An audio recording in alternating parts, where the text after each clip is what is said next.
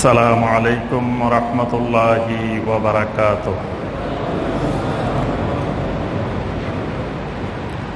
আলহামদুলিল্লাহি ওয়াহদা ওয়াসসালাতু ওয়াসসালামু আলা মান লা নাবিয়্যা বা'দা ওয়া আলা আলিহি ওয়া সাহবিহি ওয়া মান ওয়ালা। আল্লাহুম্মা সাল্লি আলা মুহাম্মাদিন নাবিয়্যিল উম্মি ওয়া আজওয়াজিহি উম্মাহাতিল মুমিনিন ওয়া যুররিয়াতিহি ওয়া আহলি বাইতিহি কামা সাল্লাইতা আলা আলি ইব্রাহিম ইন্নাকা হামিদুম মাজিদ। সম্মানিত মুসল্লিয়ানে কেরাম, আল্লাহ রাব্বুল আলামিনের দরবারে কোটি কোটি শুকরিয়া যে মহান রাব্বুল আলামিন আমাদেরকে সমগ্র বিশ্বব্যাপী এই কঠিন মুসিবতের মধ্যেও 1441 হিজরি সনের 19শে শাওয়াল তারিখে আল্লাহ রাব্বুল আলামিন আমাদেরকে সলাতুল জুমুআ আদায় এবং খুতবাতুল জুমুআ শোনার উদ্দেশ্যে আল্লাহ রাব্বুল আলামিনের পবিত্র ঘর মসজিদে উপস্থিত হওয়ার পরে কোরআন এবং সুন্নাহ থেকে দুই একটি কথাবার্তা বলার এবং শোনার তৌফিক দিয়েছেন। মহান রব্বুল আলামিনের শুকর আদায় করি, সকলে বলি আলহামদুলিল্লাহ। সম্মানিত মুসল্লিয়ানে কেরাম, আজকের খুতবায় আমরা যে বিষয়টি সংক্ষিপ্তভাবে বলার চেষ্টা করব সেটি হলো তিনটি খারাপ গুণ। যেই খারাপ গুণগুলো, যে বৈশিষ্ট্যগুলো মানুষের ঈমানকে, মানুষের আমালকে ধ্বংস করে দেয়, এরকম তিনটি মারাত্মক কবিরা গুনাহ, মারাত্মক হারাম কাজ রয়েছে। এর একটি হলো আল হাসাদ, হিংসা; একটি হলো আল গাদাব, ক্রোধ অর্থাৎ রাগ; আরেকটি হলো আল কিবির অর্থাৎ অহংকার। এই হিংসা, ক্রোধ এবং অহংকার, এই তিনটি মারাত্মক ক্ষতিকর জিনিস, যেই জিনিসগুলো প্রত্যেকটি মানুষের ভিতরেই রয়েছে। হয়তো কারো মধ্যে কম, কারো মধ্যে হয়তো বেশি। একজন ঈমানদার তিনি ঈমান আনার পরে এই তিনটি জিনিসকে তিনি নিয়ন্ত্রণ করবেন, কিন্তু এই তিনটি জিনিস প্রত্যেকটি মানুষের ভিতরেই আছে। তিনি যত বড় আলেম হন, যত বড় আবেদ হন, যত বড় দিনদার হন, সবার মধ্যেই মানুষ হিসাবে, মানবীয় গুণাবলী হিসাবে এগুলো আছে। কিন্তু এই জিনিসগুলোকে কঠিনভাবে যদি নিয়ন্ত্রণ করা না যায়, তাহলে ওই মানুষটা অনেক এবাদত করবে, কিন্তু এবাদত করেও জাহান্নামে যাবে। অনেক আমল করবে, কিন্তু আমল করেও জাহান্নামে যাবে, যদি এই তিনটি জিনিস নিয়ন্ত্রণে না থাকে। তন্মধ্যে এক নম্বর যে জিনিসটি, সেটি হলো আল হাসাদ, হিংসা। হিংসা হলো আল্লাহ রাব্বুল আলামিন আল্লাহর কোনো বান্দা অথবা বান্দিকে কোনো নিয়ামত দিয়েছেন, সেই নিয়ামতটা দুনিয়াবী নিয়ামতও হইতে পারে অথবা আখিরাতের নিয়ামতও হইতে পারে। ওই নিয়ামতটা দেখার পরে আমি ওই নিয়ামতটা বিলুপ্ত হওয়ার কামনা করা, মানে তাকে আল্লাহ কেন দিল এই নিয়ামতটা, এই দুনিয়াবী নিয়ামত বা দ্বীনি নিয়ামত, যে এটা দেখার পরে আমার ভিতরে হিংসা জাগ্রত হলো যে এই নিয়ামতটা তার থেকে ধ্বংস হয়ে যাক। এটা তার ভিতরে থাকলে সে আমার থেকে উপরে চলে যেতে পারে, বা আমার থেকে তার খ্যাতি সুনাম বেড়ে যেতে পারে, আমার থেকে সে উপরে উঠে যেতে পারে, আমার থেকে ধনী হয়ে যেতে পারে, আমার থেকে প্রভাবশালী হয়ে যেতে পারে, আমার থেকে ক্ষমতাশালী হয়ে যেতে পারে। এই মনের ভিতরে এই ইচ্ছাটা জাগ্রত হওয়া, এটার নাম হলো আল হাসাদ, এটার নাম হলো হিংসা। আল্লাহ রাব্বুল আলামিন কোরআনে কারিমে অনেক আয়াতে এই হিংসা সম্পর্কে বর্ণনা করেছেন। সূরা আন-নিসার 54 নম্বর আয়াত আল্লাহ রাব্বুল আলামিন বলেন, আম ইয়াহসুদুনান নাসা আলা মা আতাহুমুল্লাহু মিন ফাদলিহি, তারা কি কোনো মানুষকে এই কারণেই হিংসা করে যে আল্লাহ রাব্বুল আলামিন তার অনুগ্রহ থেকে কিছু অনুগ্রহ ওই মানুষদের প্রতি করেছেন, অর্থাৎ কাউকে আল্লাহ অনুগ্রহ করেছেন, এই জন্যই কি তারা হিংসা করে? এখানে আল্লাহ পাক হিংসার সংজ্ঞা দিয়ে দিয়েছেন, অর্থাৎ আল্লাহ কাউকে নিয়ামত দিয়েছেন, ওই নিয়ামত দেখে হিংসা করা, ওই নিয়ামত দেখে এই নিয়ামত দূর করার জন্য চেষ্টা করা, এটাকে আল্লাহ পাক বলছেন আম ইয়াহসুদুনান নাস, তারা কি মানুষকে হিংসা করে? কোরআনে কারিমে একটি গুরুত্বপূর্ণ সূরা যেটা আমরা সবাই পারি, সূরা আল ফালাক, এখানে 4টি জিনিস থেকে আল্লাহর কাছে আশ্রয় চাওয়ার জন্য আল্লাহ পাক শিখিয়ে দিয়েছেন। কুল আউযু বিরাব্বিল ফালাক, যিনি রাব্বুল ফালাক তার কাছে আশ্রয় চাওয়ার জন্য আল্লাহ পাক শিখিয়েছেন। তার মধ্যে চতুর্থ জিনিসটি হলো ওয়া মিন শাররি হাসিদিন ইযা হাসাদ, যখন কোনো হিংসাকারী হিংসা করে, যখন কোনো হিংসুক হিংসা করে, এই হিংসা থেকে আল্লাহ পাক আল্লাহর কাছে আশ্রয় চাওয়ার জন্য আল্লাহ পাক শিখিয়ে দিচ্ছেন। তাহলে হিংসাকারী হিংসা করতে পারে, এটা বাস্তব। এই জন্যই আল্লাহ রাব্বুল আলামিন মুমিনকে শিখিয়ে দিয়েছেন যে তুমি কোনো হিংসাকারীর হিংসা থেকে আল্লাহর কাছে আশ্রয় চাও, আল্লাহর কাছে আশ্রয় নাও। হিংসা মানুষের সমস্ত আমল খেয়ে ফেলে। এই জন্য আল্লাহ রাসূল সাল্লাল্লাহু আলাইহি ওয়াসাল্লাম বলেন ইয়্যাকুম ওয়াল হাসাদ, আমার উম্মত হিংসা থেকে নিজেকে বাঁচিয়ে রাখো, হিংসা থেকে দূরে থাকো। কারণ ফাইন্নাল হাসাদা ইয়াকুলুল হাসানাত, কারণ হিংসা সমস্ত নেক আমলকে খেয়ে ফেলে। কামা তাকুলুন নারুল হাতাব আবিল উশব, কোন কোন রাওয়ায়াতে এসেছে হাতাব, কোন কোন রাওয়ায়াতে এসেছে উশব, অর্থাৎ আগুনের ভিতরে লাগড়ি দিলে, খড়কুটা দিলে, ঘাস দিলে, শুকনা ঘাস দিলে এগুলো যেমন আগুন খেয়ে ফেলে, ঠিক একইভাবে হিংসা মানুষের নেক আমলগুলোকে এইভাবে খেয়ে ফেলে। তাহলে একজন মানুষ অনেক আমল করলো, কিন্তু কিয়ামতের দিন গিয়ে দেখবে তার আমলনামায় কোনো আমল নাই। আমলগুলো কোথায় গেল? হিংসার কারণে তার আমলগুলো নষ্ট হয়ে গেছে। নবী সাল্লাল্লাহু আলাইহি সাল্লাম তার নাতি হাসান এবং হুসাইন রাদিয়াল্লাহু তাআলা আনহুমা, এই দুইজনকে যখন কোলে নিতেন, যখন নবী সাল্লাল্লাহু আলাইহি সাল্লামের কাছে আসতেন, তখন একটা দোয়া পড়তেন, তাদের জন্য আল্লাহর কাছে একটা দোয়া পড়তেন। এজন্য এটা সুন্নাহ, সবাই শিশুদের জন্য এই দোয়াটা করা। সেই দোয়াটা ছিল উঈদুকুমা বিকালিমাতিল্লাহিত তাম্মা মিন কুল্লি শাইতানিন ওয়া হাম্মা ওয়া মিন কুল্লি আইনিল লাম্মা, তোমাদের দুইজনকে আমি আল্লাহর নিকট আশ্রয় কামনা করছি, আল্লাহর আশ্রয় দিয়ে দিচ্ছি। বিকালিমাতিল্লাহিত তাম্মা, পরিপূর্ণ আল্লাহর কালিমার মাধ্যমে। মিন কুল্লি শাইতানিন, সমস্ত রকমের শয়তানের শয়তানি থেকে।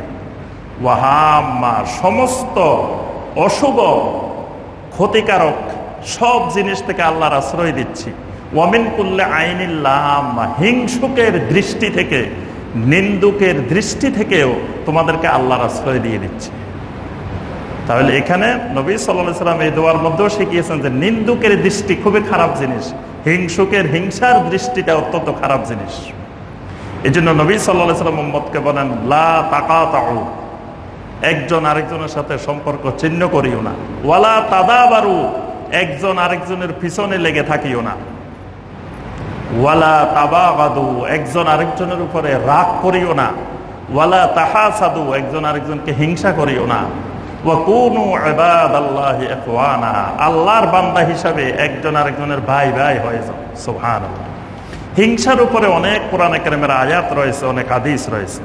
এজন্য সম্মানিত ভাইরা, আমাদেরকে প্রথম হিংসা আমাদের থেকে দূর করতে হবে। অন্তরের ভিতরে কোনো ঈমানদারের জন্য হিংসা রাখা যাবে না। ওয়ালা তাজআল ফি কুলুবিনা গিল্লাল লিল্লাযিনা আমানু, আল্লাহ পাক দোয়া শিখেছেন যে তোমরা আল্লাহর কাছে দোয়া করো যে আল্লাহ, যে আমার অন্তরের ভিতরে কোনো ঈমানদারের জন্য কোনো হিংসা, কুটিলতা, বিদ্বেষ এগুলো রাখিও না। এরপরে যে ত্রুটিটা সেটি হলো ক্রোধ, গাদাব, রাগ। এটা নিয়ন্ত্রণ করা অনেক কঠিন। রাগ সবার ভিতরে আছে, আল্লাহ পাক প্রত্যেকটা মানুষের ভিতরে রাগ দিয়েছেন। কিন্তু এই রাগটা যার যত বেশি তার জন্য তত ক্ষতিকর, এটাকে নিয়ন্ত্রণ করা। এই জন্য আল্লাহ পাক কোরআনে কারিমে সূরা আলে ইমরানের 134 নম্বর আয়াতে কারিমায় আল্লাহ রাব্বুল আলামিন রাগ যারা নিয়ন্ত্রণ করতে পারে তাদেরকে মুত্তাকিন এবং তাদেরকে মুহসিনিন বলছেন। অর্থাৎ এরা ঈমানদারের মধ্যে উচ্চ শ্রেণীর আল্লাহর নিকটবর্তী মানুষদের অন্তর্ভুক্ত, মুত্তাকিনদের অন্তর্ভুক্ত, মুহসিনিনদের অন্তর্ভুক্ত। আল্লাহ পাক ইরশাদ করেন, ওয়াল কাযিমিনাল গায়যা ওয়াল আফিনা আনিন নাস ওয়াল্লাহু ইউহিব্বুল মুহসিনিন। ওয়াল কাযিমিনাল গায়জ, যারা নিজেদের ক্রোধকে নিয়ন্ত্রণ করে, ওয়াল আফিনা আনিন নাস, আর মানুষকে ক্ষমা করে, আল্লাহ পাক এই ধরনের মুহসিনিন বান্দাদেরকে আল্লাহ পাক পছন্দ করেন। সুবহানাল্লাহ। আল্লাহ রাব্বুল আলামিন মুত্তাকিন এবং মুহসিনিনের গুণাবলী বর্ণনা করেছেন যে তারা ক্রোধকে, রাগকে সংবরণ করে, নিয়ন্ত্রণ করে। এক সাহাবী এসে নবী সাল্লাল্লাহু আলাইহি সাল্লামের কাছে বলতেছেন, আওসিনি ইয়া রাসূলুল্লাহ সাল্লাল্লাহু আলাইহি সাল্লাম, আমাকে উপদেশ দেন, ওসিয়ত করেন। নবী সাল্লাল্লাহু আলাইহি সাল্লাম বলেন, লা তাগদাব, তোমার প্রতি ওসিয়ত হলো রাগ করিও না। বারবার এই সাহাবী ফারাদ্দাদা মিরারান, বারবার বলতেছেন যে আমাকে আরেকটু উপদেশ দেন, আমাকে আরেকটু উপদেশ দেন। নবী সাল্লাল্লাহু আলাইহি সাল্লাম প্রতিবারই বলতেছেন, লা তাগদাব, খবরদার রাগ করিও না, রাগ করিও না। নবী সাল্লাল্লাহু আলাইহি সাল্লাম বলেন, লাইসা শাদীদু বিসুরআ ইন্নামাস শাদীদু আল্লাযী ইয়ামলিকু আনহু বিল গাদাব। ওই ব্যক্তি হলো সবচেয়ে বীর যে রাগের সময় নিজেকে নিয়ন্ত্রণ করতে পারে, রাগকে নিজের মালিকানার আওতায় রাখতে পারে। এই লোক হলো বীরত্বপূর্ণ কাজ, বীরত্বপূর্ণ গুণের অধিকারী। শুধু বলি খেলার মধ্যে আরেকজনকে ধরাশায়ী করা, এটা শুধুমাত্র বীরত্বের বৈশিষ্ট্য না। নবী সাল্লাল্লাহু আলাইহি ওয়াসাল্লাম বলেন, বীরত্বের বৈশিষ্ট্য হলো যে ব্যক্তি নিজেকে রাগের সময় নিয়ন্ত্রণ করতে পারে।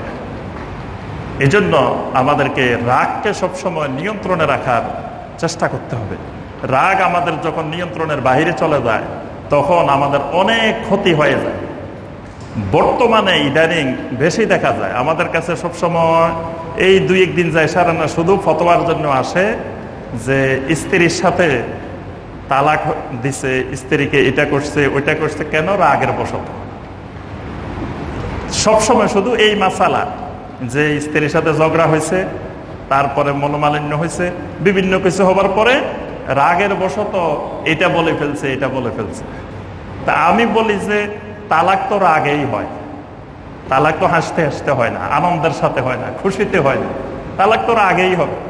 মানে তাদেরকে কেউ বলছে, কোথাও শুনছে যে রাগের মাথায় তালাক দিলে তালাক হয় না। এই জন্যই মানে এই ফতোয়া নেওয়ার জন্য যে রাগে দিছে এই জন্য তালাক হয় নাই, এই জন্য বিভিন্ন মিথ্যার আশ্রয় নিয়ে বিভিন্ন জায়গায় জায়গায় মুফতি সাহেবদের কাছে ঘুরে খালি ফতোয়ার জন্য। তাহলে এর রাগকে যদি সে নিয়ন্ত্রণ করতে পারতো তাহলে পরিবারে এই অশান্তি তৈরি হতো না। রাগ নিয়ন্ত্রণ করতে পারে নাই। আরেকটা হলো এই রাগের কারণে সেই স্ত্রীকে অসংখ্য স্ত্রী তালাক দেওয়ার পরেও আবার একইভাবে জীবনযাপন করতেছে, কোনো ইদ্যত পালন করে নাই, কোনো শরীয়তের দাঁত দাঁড়ে নাই, কতবার তালাক দিছে, কতবার আবার একত্রে রয়ে গেছে। এইরকম বাংলাদেশে হাজার হাজার পরিবার আছে। তাহলে এই যে হারামের মধ্যে পরিবারটা গেছে, এটার মূল কারণ রাগ। তারপরে মানুষের সম্পর্ক নষ্ট, আত্মীয়তা সম্পর্ক নষ্ট, বিভিন্ন কিছুর মূলে কিন্তু রাগ। এই জন্য আমাদেরকে এই রাগ নিয়ন্ত্রণ করতে হবে মুমিন হিসাবে। সর্বশেষ যেটি, সেটি হলো কিবির, অহংকার। অহংকার এটি মানে মানুষের অজান্তেই তৈরি হয়ে যায়। এটা শয়তান এত সুন্দর করে, অহংকারের লিডার হইল শয়তান, কারণ প্রথম অহংকার করছে শয়তান। সূরা আল বাকারার 34 নম্বর আয়াত আল্লাহ পাক বলেন, ওয়া ইজ কুলনা লিল মালাইকাতি ইসজুদু লি আদম ফাসাজাদু ইল্লা ইবলিস আবা ওয়াস্তাকবারা ওয়া কানা মিনাল কাফিরিন। ইবলিস, আল্লাহ পাক ফেরেশতাদেরকে, মালাইকাদেরকে বলছিলেন তোমরা সাজদা করো আদমকে, সবাই সাজদা করছে ইল্লা ইবলিস, ইবলিস করে নাই। না করার কারণ কি? আবা ওয়াস্তাকবারা, সে অস্বীকার করলো আর অহংকার করলো। সে অহংকারের কারণে সাজদাটা করতে পারে না। ওয়া কানা মিনাল কাফিরিন, সে কাফেরদের অন্তর্ভুক্ত হয়ে গেছে। তাহলে সে অহংকারের সূচনা করছে। সেই জানে অহংকার কেমনে করতে হয়। এই জন্য এক একজনকে এক এক লেভেলে, ধর্মীয় মানুষকে ধর্মীয় লেভেলে, তারপরে চোরকে চোরের লেভেলে, খারাপ মানুষকে খারাপ লেভেলে, যে যে লেভেলের শয়তান সেই লেভেলেই তার ভিতরে অহংকার ঢুকাই দেয়। যিনি ইবাদত বন্দেগী বেশি করে তিনি তার ইবাদত বন্দেগী নিয়ে অহংকারে ঢুকে যায়। যার কাছে এলেম বেশি তিনি এলেম নিয়ে অহংকারে চলে যায়। যার কাছে সম্পদ বেশি সম্পদ নিয়ে অহংকারে চলে যায়। অথচ সে টেরও পায় না যে কি সুন্দর করে শয়তান তার ভিতরে অহংকার ঢুকাই দেয়। অহংকারহীন মানুষ সমাজে খুব বিরল, খুঁজে পাওয়া দুষ্কর। যে অহংকার মুক্ত বা অহংকার নিয়ন্ত্রণ করতে পারে এরকম মানুষ সমাজে পাওয়াই যায় না। এই জন্য এই কিবির মানুষের ধ্বংসের একটা বড় মাধ্যম। আল্লাহ রাসূল সাল্লাল্লাহু আলাইহি ওয়াসাল্লাম বলেন, লা ইয়াদখুলুল জান্নাহ মান কানা ফি কলবিহি মিসকালু যাররাতিন মিন কিবির। কারো অন্তরে যদি যাররা পরিমাণ অহংকার থাকে, কিবির থাকে, এই লোক জান্নাতে যাবে না। এক সাহাবী বললেন, ইয়া রাসূলুল্লাহ সাল্লাল্লাহু আলাইহি ওয়াসাল্লাম, আমি পছন্দ করি আমার জুতাটা সুন্দর হোক, আমার পোশাকটা সুন্দর হোক, এগুলো সুন্দর হলেও কি অহংকার? নবী সাল্লাল্লাহু আলাইহি ওয়াসাল্লাম বলেন, না। ইন্নাল্লাহা জামিল ইউহিব্বুল জামাল। আল্লাহ পাক সুন্দর, আল্লাহ সুন্দরকে পছন্দ করেন। তোমার জামাও সুন্দর থাকবে, জুতোও সুন্দর থাকবে, কিন্তু অহংকার হলো বাতারুল হক ওয়া গামতুন নাস। দুটা জিনিসকে অহংকার বলে। একটা হলো সত্য গ্রহণে অস্বীকৃতি, মানে সত্য জিনিস, ন্যায় জিনিস এটা মেনে নিতে পারে না। এটা বুঝতে পারতেছে এটা সত্য, এটা ঠিক, বুঝতে পারতেছে এটা ন্যায়, কিন্তু এটা মেনে নিতে পারতেছে না। বিচার সব ঠিক আছে, কিন্তু তাল গাছ আমার। বিচারও সত্য, বিচারকও ঠিক আছে, সবাই ভালো, সব বুঝতেছে, কিন্তু মানে এটা মেনে নিতে পারতেছে না রায়টা। এই বিষয়টা মেনে নিতে পারতেছে না, সত্যকে সত্য বলতে পারতেছে না। এটাই হলো অহংকার। আরেকটা হলো ওয়াকামতুন নাস, মানুষকে তুচ্ছ জ্ঞান করা। মানুষকে তুচ্ছ জ্ঞান করা এটাও অহংকারের অন্তর্ভুক্ত। এই জন্য সম্মানিত ভাইয়েরা, আমাদেরকে এই তিনটা খারাপ গুণের ব্যাপারে সবসময় সতর্ক থাকতে হবে, যে আমার ভিতরে হিংসা তৈরি হচ্ছে কিনা, আমার ভিতরে রাগ কি পরিমাণ আমি নিয়ন্ত্রণ করতে পারছি কিনা, কোনোভাবেই শয়তান আমার ভিতরে অহংকার ঢুকাচ্ছে কিনা, এই দিকেও খেয়াল রাখতে হবে। তাহলেই একজন মুমিন তার ঈমান এবং আমল নিয়ে এগিয়ে যেতে পারবে, একজন মুমিন মুত্তাকিন হতে পারবে, মুহসিনিন হতে পারবে। আল্লাহ রাব্বুল আলামিন আমাদের সবাইকে এই তিনটি খারাপ গুণ থেকে, খারাপ বৈশিষ্ট্য থেকে আল্লাহ আমাদেরকে হেফাজত করুন। সবাইকে আল্লাহ পাক এইগুলো থেকে নিয়ন্ত্রণ করার আল্লাহ পাক তৌফিক দান করুন। সম্মানিত ভাইয়েরা, যে আপনারা সকলেই জানেন এখনো কিন্তু করোনা ভাইরাস বা এই মহামারী এখনো কিন্তু নির্মূল হয় নাই। এখনো আমরা এই ভাইরাসের মধ্যেই আছি। তো এই সময়ে যে নির্দেশনাগুলো, স্বাস্থ্যগত বিষয়ে যে নির্দেশনা, এগুলো আমাদেরকে ভুলে যাওয়া চলবে না। এই জন্য এই সময়গুলোতেও আমাদেরকে স্বাস্থ্যগত বিধিবিধানগুলো, স্বাস্থ্যবিধিগুলো মেনে চলার জন্য আমাদেরকে চেষ্টা করতে হবে। আর এই স্বাস্থ্যবিধিগুলো মেনে চলা শুধু স্বাস্থ্যবিধি না, এগুলো শরীয়তেরও বিধান, ইসলামেরও বিধান। তাহলে এই স্বাস্থ্যবিধি যদি আমি শরীয়তের বিধান মনে করে, ইসলামের বিধান মনে করে পালন করি, স্বাস্থ্যবিধিও পালন করা হবে, আবার আমার ইবাদতও হবে, দিনও পালন করা হবে। এজন্য প্রত্যেকটা ক্ষেত্রে আমরা সবসময় যেখানে থাকি এই স্বাস্থ্যবিধিগুলো আমরা মেনে চলার চেষ্টা করব। বিশেষ করে মাস্ক পরিধান করা, তারপরে বারবার সাবান পানি দিয়ে হাত ধোয়া, আরও যে সমস্ত দূরত্ব বজায় রাখা, যে সমস্ত স্বাস্থ্যবিধিগুলো আমাদেরকে বারবার বলা হচ্ছে মেনে চলার জন্য, এগুলো মেনে চলার প্রতি আমরা গুরুত্ব আরোপ করব। আল্লাহ রাব্বুল আলামিন আমাদের সবাইকে এই ভাইরাস থেকে আল্লাহ পাক হেফাজত করুন, আমাদের দেশ ও জাতিকে আল্লাহ পাক হেফাজত করুন। আমিন ইয়া রাব্বাল আলামিন। সুবহানাকা আল্লাহুম্মা বিহামদিকা আশহাদু আল্লা ইলাহা ইল্লা আনতা আস্তাগফিরুকা ওয়া আতুবু